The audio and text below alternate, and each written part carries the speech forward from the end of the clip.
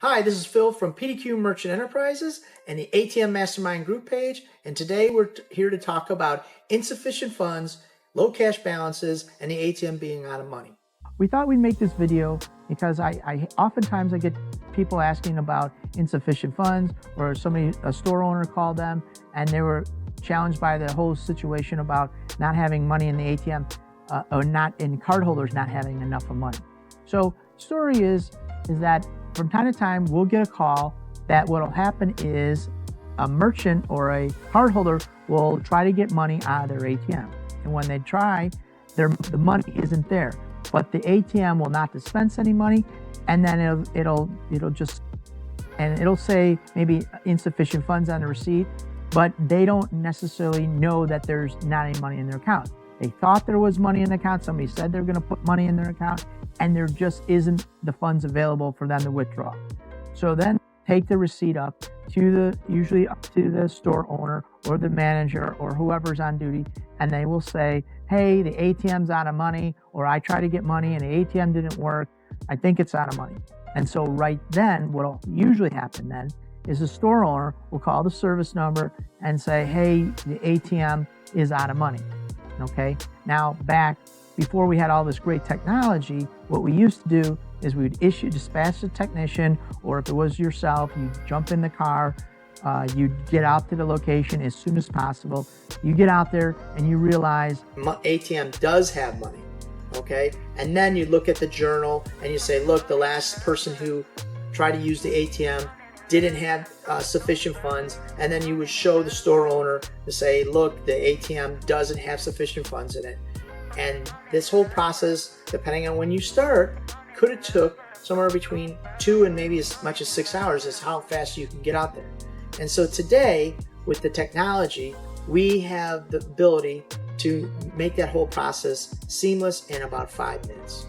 One of the things that we do is when the store owner calls, first thing we do is we say, okay, when did this happen? I'll tell you, it just happened 5 minutes ago, 10 minutes ago, and say, hold on. If you're on your phone, you'll need to call them back because there's an app that allows you to see all this.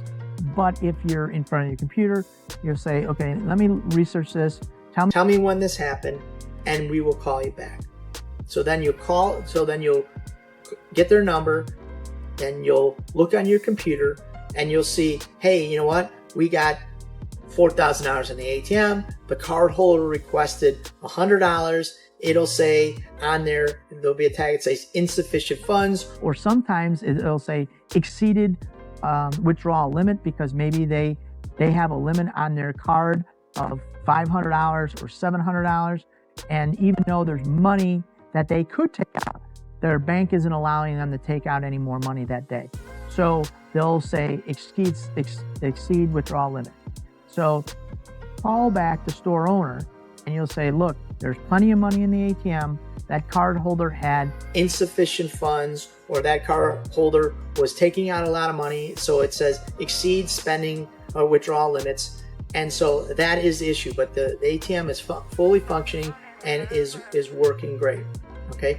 And so the second point is that app that we just talked about will it'll save time.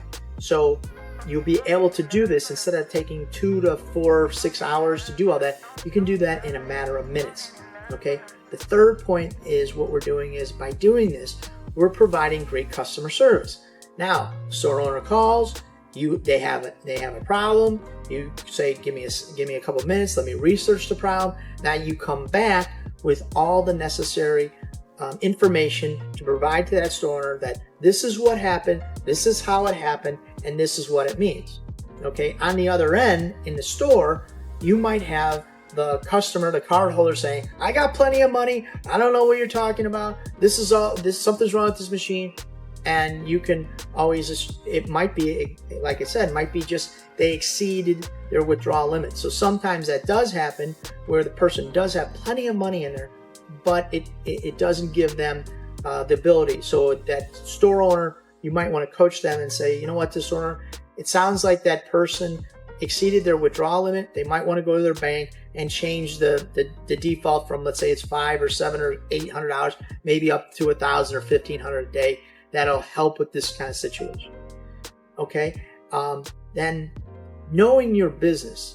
The other point I want to make is you're an ATM operator.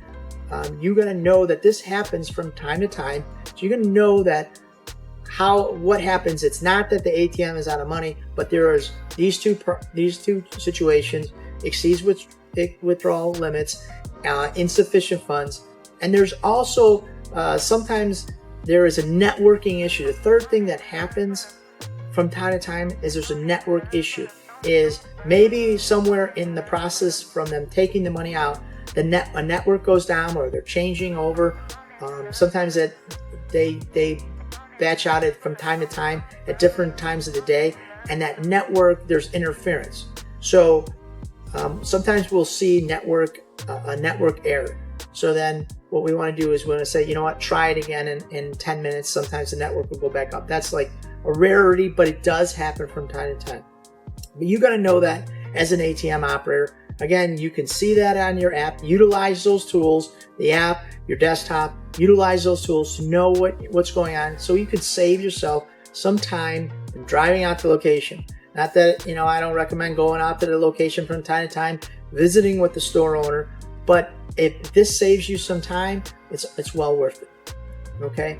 And then what we found is this usually happens about 3 to 5 times a year per ATM, but not in the transient location. So that would be at a hotel or a gas station right off the interstate. Those are a more transient location. It doesn't happen very often there. It really happens more in the lower income neighborhoods, a laundromat, a convenience store. That's where it seems to happen quite a bit.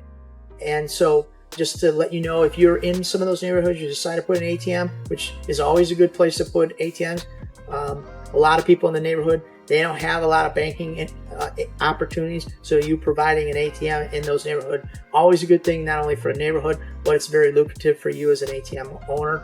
But in those neighborhoods, you do have some challenges, and one of those challenges, you will get that call from time to time because of whatever circumstances there are. So I hope this helps, this video. Again, you can always like and subscribe our YouTube channel. Join our ATM Mastermind group page. Thank you very much.